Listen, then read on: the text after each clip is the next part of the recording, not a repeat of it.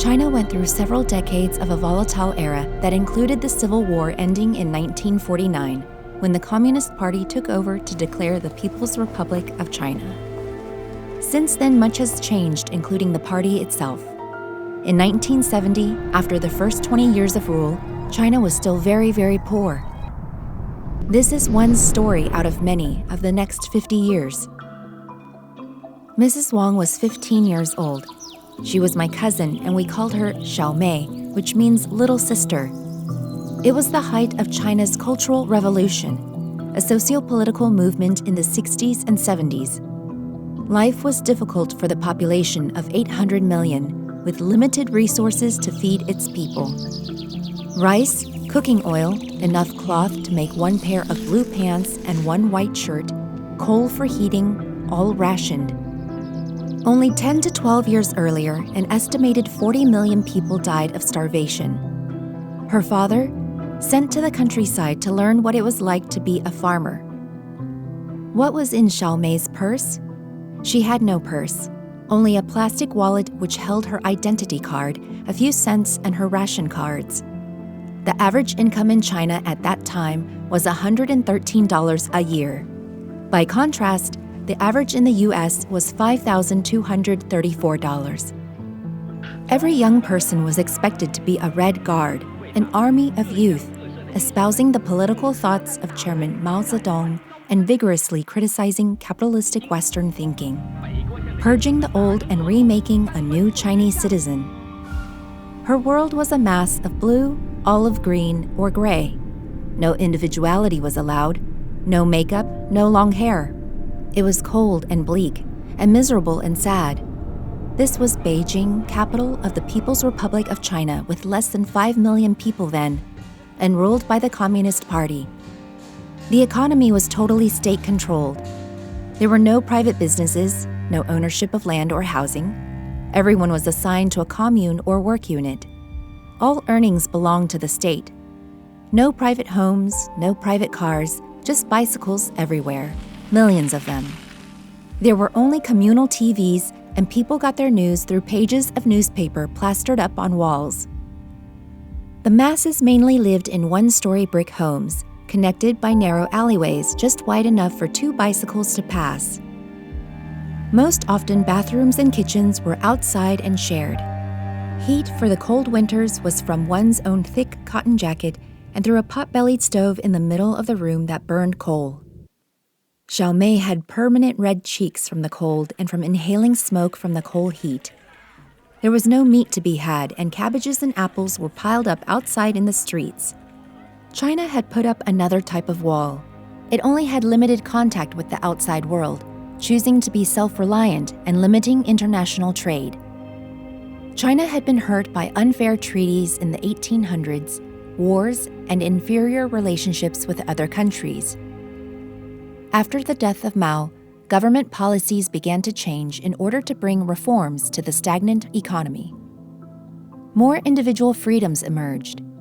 People were allowed to farm their own plots of land and keep some of their earnings rather than giving them all to the state.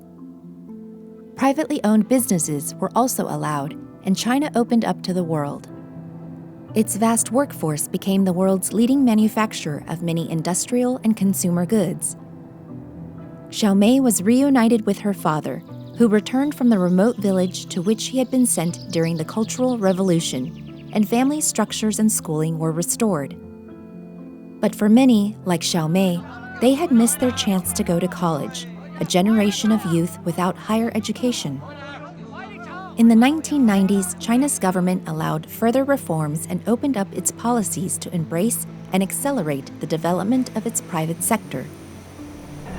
China began encouraging foreign investment and privatization, and average annual earnings doubled to $322 a year. China was still a very poor country, but it was changing. Scenes on the street were changing. There were more colors and cars.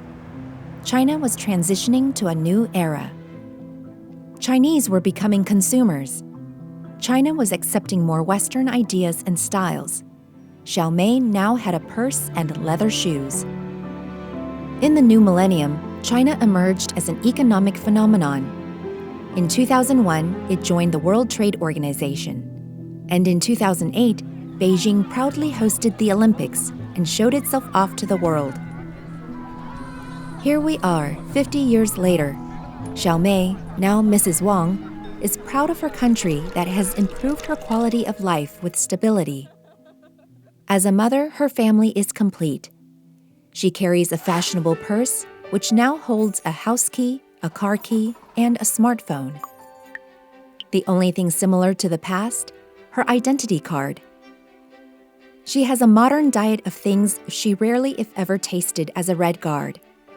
But she still needs to boil the water before drinking. She is now more concerned about air pollution and disease pandemics.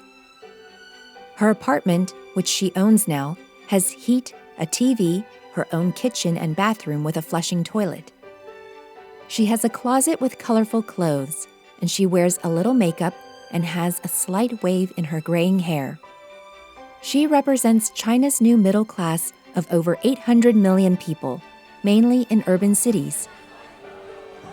She is no longer cold and hungry, grateful for the improvement in her standard of living, but she still only feels comfortable speaking openly to her family and close friends. And although she owns a car, she now worries about pollution. She hopes that the social security and healthcare systems will be adequate to support her aging population group, and that her son's generation will find satisfying jobs and can afford to buy an apartment. And she is acutely aware that many rural villagers and migrant workers in the cities must still work so hard to survive. 600 million people still need to be brought into the middle class. China has changed for Mrs. Wong and the 1.4 billion population. Over 20 million people live in Beijing now. China is still run by the Communist Party, but it now calls its form of government socialism with Chinese characteristics, which includes a healthy private sector. It isn't a communist system, but it is centrally planned and implemented. Life has changed since the days of cabbages in the street. Mrs. Wong has witnessed, through her own eyes, the enormous transformation of her country. There are still many difficult challenges China must overcome, but Mrs. Wong's life, compared to what it was before, has significantly improved. Xiao Mei, now married and a mother, hopes that her son will never have to experience the poverty she once felt 50 years ago. Stay tuned to learn more facts about China today. Please subscribe to our channel and visit 1990institute.org.